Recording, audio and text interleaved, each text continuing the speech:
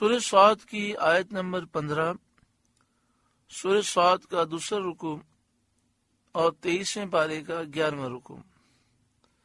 اللہ رب العالمین نے ارشاد فرمایا، ما ينظر هؤلاء الا صیحة واحدہ، اور یہ راہ نہیں دیکھتے مگر ایک چیخ کی، ما لها من فواق، جسے کوئی پھیر نہیں سکتا۔ یعنی یہ کفار قیامت کے نفخہ اولا کا انتظار کر رہے ہیں جو ان کے عذاب کی میعاد ہے۔ تو قیامت میں جب پہلی سور پھونکی جائے گی تو ساری دنیا ہلاک ہو جائے گی۔ ما لها من فواق، جسے کوئی پھیر نہیں سکتا۔ جب قیامت آئے گی تو کوئی روک نہیں سکے گا۔ وَقَالُوا رَبَّنَا عَجِّلْ لَنَا قِطَّنَا قَبْلَ يَوْمِ الْحِسَابِ، اور وہ بولے، اے ہمارے رب، ہمارا حصہ ہمیں جلد دے دے حساب کے دن سے پہلے۔ یہ نضر بن حارث نے کہا اور بطور تمسخر کہا، مذاق اڑانے کے لیے کہا۔ اس پر اللہ تعالیٰ نے اپنے حبیب صلی اللہ علیہ وآلہ وسلم سے فرمایا، اصبر علی ما یقولون، اے محبوب آپ ان کی باتوں پر صبر کریں۔ وَاذْكُرْ عَبْدَنَا دَاوُودَ ذَا الْأَيْدِ، اور ہمارے بندے داود نعمتوں والے کو یاد کریں۔ اِنَّهُ اواب، بے شک وہ بڑے رجوع کرنے والے ہیں۔ حضرت داؤد علیہ السلام کو عبادت کی بہت قوت دی گئی تھی۔ آپ کا طریقہ تھا کہ ایک دن روزہ رکھتے اور ایک دن افطار فرماتے۔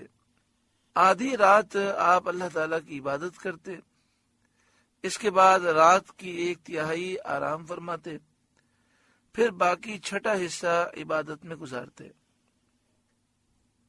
انہو اواب، بے شک وہ بڑے رجوع کرنے والے ہیں، یعنی اپنے رب کی طرف رجوع کرنے والے، گڑ گڑانے والے، دعائیں مانگنے والے، لمبی لمبی عبادتیں کرنے والے ہیں۔ انا سخرنا الجبال معه یسبحن بالعشی والاشراق، بے شک ہم نے اس کے ساتھ پہاڑ مسخر فرما دیے کہ تسبیح کرتے شام کو اور سورج چمکتے۔ یعنی ہم نے پہاڑوں کو ان کے قابو میں کر دیا۔ جب حضرت داؤد علیہ السلام اللہ کا ذکر کرتے تو پہاڑ بھی اللہ کا ذکر کرتے۔ صدر الافاضل مولانا نعیم الدین مراد آبادی علیہ رحمہ لکھتے ہیں، تفسیر مدارک کے حوالے سے اس آیت کی تفسیر میں یہ بھی کہا گیا ہے، اللہ تعالیٰ نے حضرت داؤد علیہ السلام کے لیے پہاڑوں کو ایسا مسخر کیا تھا کہ جہاں حضرت داؤد علیہ السلام چاہتے پہاڑوں کو اپنے ساتھ لے جاتے۔ وَالطَّيْرَ مَحْشُورًا، اور پرندے جمع کیے ہوئے۔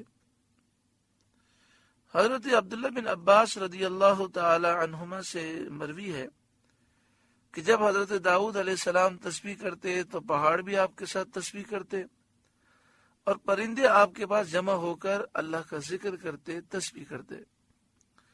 کل لہ اواب، سب داؤد کے فرمانبردار تھے، پہاڑ بھی اور پرندے بھی۔ وہ شددنا ملکہ، اور ہم نے داؤد کی سلطنت کو مضبوط کیا، یعنی داؤد علیہ السلام کو فوج اور لشکر کی کثرت عطا فرما کر آپ کی حکومت مضبوط کی۔ حضرت عبداللہ بن عباس رضی اللہ تعالی عنہما نے فرمایا، روئے زمین کے بادشاہوں میں حضرت داؤد علیہ السلام کی سلطنت حکومت بڑی مضبوط اور قوی سلطنت تھی۔ 36,000 فوجی آپ کے محراب کے پہرے پر مقرر تھے، یعنی جس کمرے میں آپ اللہ کی عبادت کرتے تو اس کمرے پر پہرے کے لیے 36,000 فوجی مقرر تھے۔ وَآتَيْنَاهُ الْحِكْمَةَ، اور اسے ہم نے حکمت دی۔ حکمت سے مراد کیا ہے؟ بعد نے کہا نبوت مراد ہے۔ اور ہم نے داؤد کو نبوت دی۔ بعد نے کہا عدل و انصاف مراد ہے، بعد نے کہا اللہ کی کتاب کا علم مراد ہے، بعد نے کہا فقہ مراد ہے، بعد نے فرمایا سنت مراد ہے۔ داؤد علیہ السلام کو نبوت بھی عطا کی گئی، عدل و انصاف کی صلاحیت بھی عطا کی گئی، کتاب اللہ کا علم بھی عطا کیا گیا۔ اللہ نے بے شمار نعمتیں آپ کو عطا کی۔ وہ فصل الخطاب، اور ہم نے داؤد کو قول فیصل دیا، فیصلہ کرنے والا قول دیا۔ قول فیصل سے علم قضا مراد ہے، عدالت کا علم، فیصلے کا علم مراد ہے، جو حق اور باطل میں فرق اور تمیز کر دے۔ وَهَلْ أَتَاكَ نَبَأُ الْخَصْمِ، اور کیا تمہیں اس دعوے والوں کی بھی خبر آئی؟ اِذْ تَسَوَّرُوا الْمِحْرَابَ، جب وہ دیوار کود کر داؤد کی مسجد میں آئے۔ مشہور قول یہ ہے کہ یہ آنے والے فرشتے تھے جو حضرت داؤد علیہ السلام کی آزمائش اور امتحان کے لیے آئے تھے۔ اِذْ دَخَلُوا عَلَى دَاوُودَ، جب وہ داؤد پر داخل ہوئے، فَفَزِعَ مِنْهُمْ، تو وہ ان سے گھبرا گئے۔ قَالُوا لَا تَخَفْ، انہوں نے عرض کی ڈریے نہیں۔ خَصْمَانِ بَغَا بَعْضُنَا عَلَى بَعْضٍ، ہم دو فریق ہیں کہ ایک نے دوسرے پر زیادتی کی ہے۔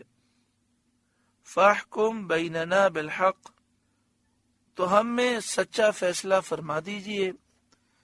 وَلَا تُشْطِطْ، اور حق کے خلاف فیصلہ نہ کیجیے۔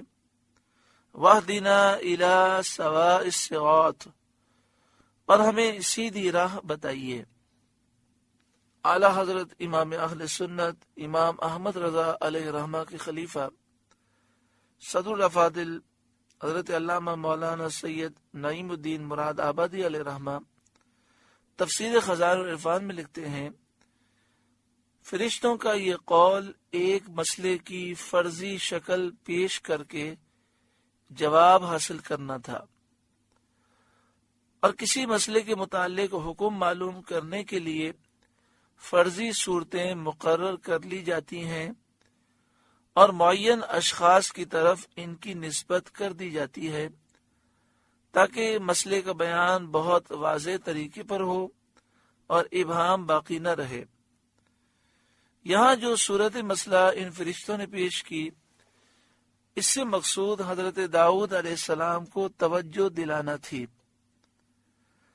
اس امر کی طرف جو انہیں پیش آیا تھا، اور وہ یہ تھا کہ آپ کی 99 بیویاں تھیں۔ اس کے بعد آپ نے ایک اور عورت کو پیغام دے دیا جس کو ایک مسلمان پہلے سے پیغام دے چکا تھا، لیکن آپ کا پیغام پہنچنے کے بعد عورت کے اعزاء اقارب رشتہ دار دوسرے کی طرف التفات توجہ کرنے والے کب تھے؟ آپ کے لیے راضی ہو گئے اور آپ سے نکاح ہو گیا۔ ایک قول یہ بھی ہے کہ اس مسلمان کے ساتھ نکاح ہو چکا تھا، آپ نے اس مسلمان سے اپنی رغبت کا اظہار کیا اور چاہا کہ وہ اپنی عورت کو طلاق دے دے۔ وہ آپ کے لحاظ سے منع نہ کر سکا اور اسے طلاق دے دی، آپ کا نکاح ہو گیا۔ اس زمانے میں ایسا معمول تھا کہ اگر کسی شخص کو کسی کی عورت کی طرف رغبت ہوتی تو اس سے استدعا کر کے طلاق دلوا لیتا اور بعد عدت نکاح کر لیتا۔ یہ بات نہ تو شرعاً ناجائز ہے، نہ اس زمانے کے رسم و عادت کے خلاف، لیکن شان انبیاء بہت عرفہ و اعلیٰ ہوتی ہے، اس لیے یہ آپ کے منصب عالی کے لائق نہ تھا، تو مرضی الہی یہ ہوئی کہ آپ کو اس پر آگاہ کیا جائے، اور اس کا سبب یہ پیدا کیا کہ ملائکہ فرشتے مدعی اور مدعا علیہ کی شکل میں آپ کے سامنے پیش ہوئے، ایک نے دوسرے پر دعویٰ کیا، اس انداز میں وہ پیش ہوئے۔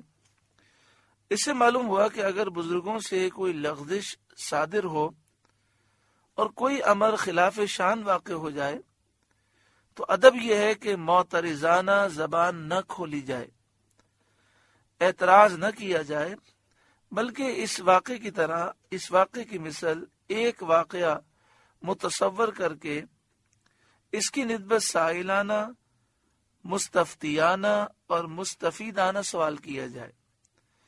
یعنی اللہ کے نیک بندے سے، بزرگ سے کوئی لغزش ہو جائے تو اعتراض کی زبان نہ کھولی جائے، بلکہ سوال کے انداز میں اور فیض لینے کے انداز میں سوال کیا جائے اور ان کی عظمت و احترام کا لحاظ رکھا جائے۔